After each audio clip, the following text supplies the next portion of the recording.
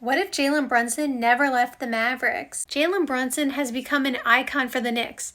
I know they haven't won a championship, but everybody loves Jalen Brunson. And rightfully so, because he has been amazing since he has gotten there, and all he has contributed to is winning. But what if we go back to his free agency season and he never signs with the Knicks? Because Brunson actually wanted to stay with the Dallas Mavericks. He had talked about this on a podcast when he was with Steven Jackson and Matt Barnes. And I'm not quoting him word for word, but he basically was talking about how he wanted to stay and sign a 4-year, $55 million extension. And the Mavericks were basically like, we'll wait and see. And apparently, Brunson and, I guess his agent and his camp and whatever brought it to the Mavericks a couple of times, like, hey, I want to stay, I want to sign this extension, et cetera, et cetera. And the Mavericks basically just kept saying, it wasn't like a no, but it was like, we kind of want to play it out. And as he continued to play better and better, eventually got to the point where the Mavericks offered him, I think, the exact contract that he asked for.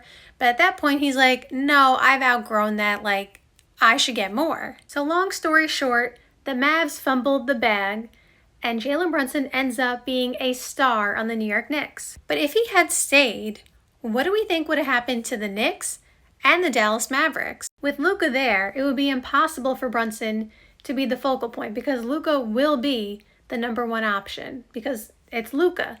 So Brunson would have never been able to have the focal point on him, to run the offense through him. Like, obviously they did that at times in Dallas, but I'm saying like the amount that he's able to do in New York would not be the same in Dallas. Now here's the thing though, Brunson improved every single year that he, was with the Mavericks. And again, we saw what he did in that playoffs when Luka was out.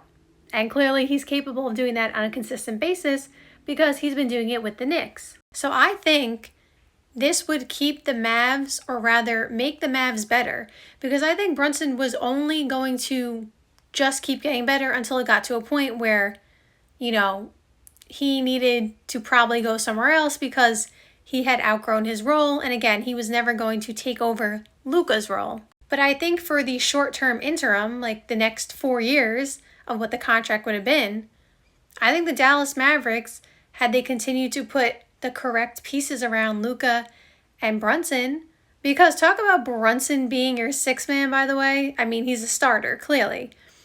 So I think the Mavericks, just how they made the finals now, they could have made the finals within that 4-year span. I think Brunson would have also gotten to the point, like I said, where he was basically an all-star, like borderline all-star. But again, because his role would never be able to, be what Luka's is, that would suppress his numbers. But I think in reality, as we can see now, he would be able to do what he's doing in those 25 minutes or whatever it is on a bigger scale in 30 plus minutes. So I think for short term, they would coexist. Like Brunson clearly, yes, he likes obviously being the number one option. Who doesn't?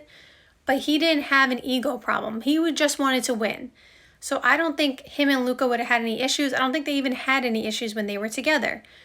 So I think the Mavericks would have been better off, keeping Brunson, especially because his contract was so team friendly. If you think about it, with what he's making now and also what other players are making, I mean, that's really team friendly. And I think it would have gave the Mavericks flexibility to maybe build our big three. They would have had a lot of flexibility money-wise to go out and get these players. They got a Daniel Gafford, they got a PJ Washington, who were very good and contributed to the team.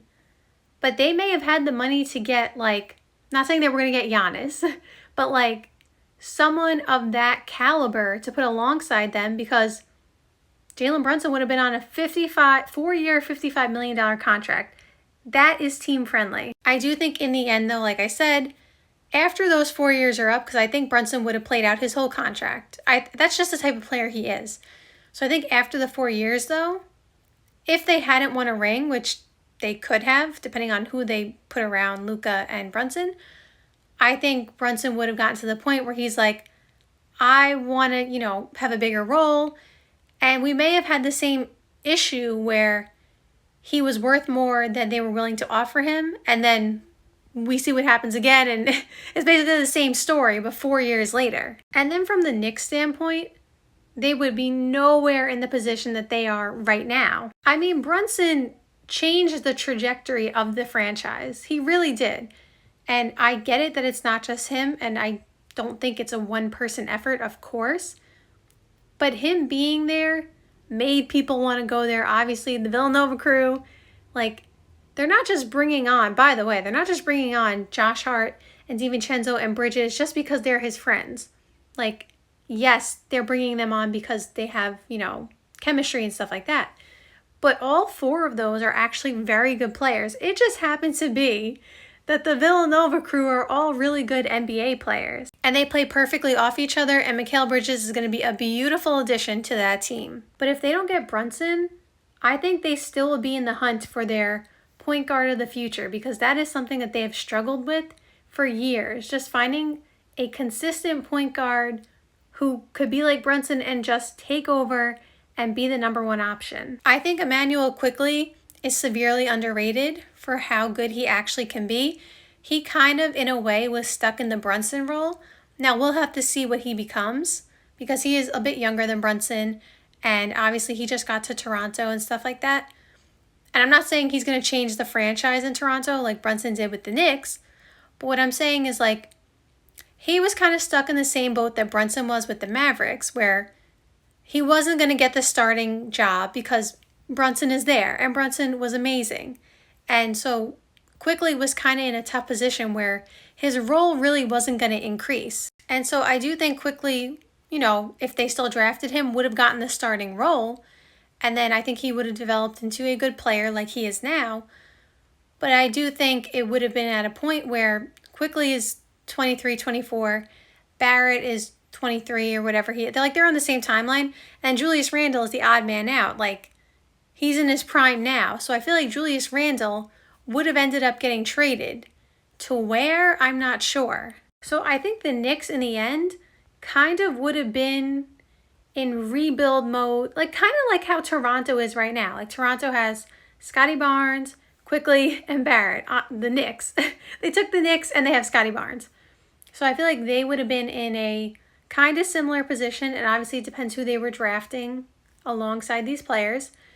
But I feel like the Knicks would have been in a similar position where they have some clear-cut talent, but we don't know exactly who's going to be the next superstar for the team and take over and change the franchise. So the Knicks definitely should be ecstatic.